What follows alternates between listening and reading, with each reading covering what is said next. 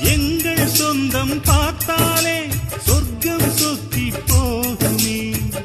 எங்கள் வீட்டில் பூத்தாலே பூவின் ஆயுள் கூடுமே.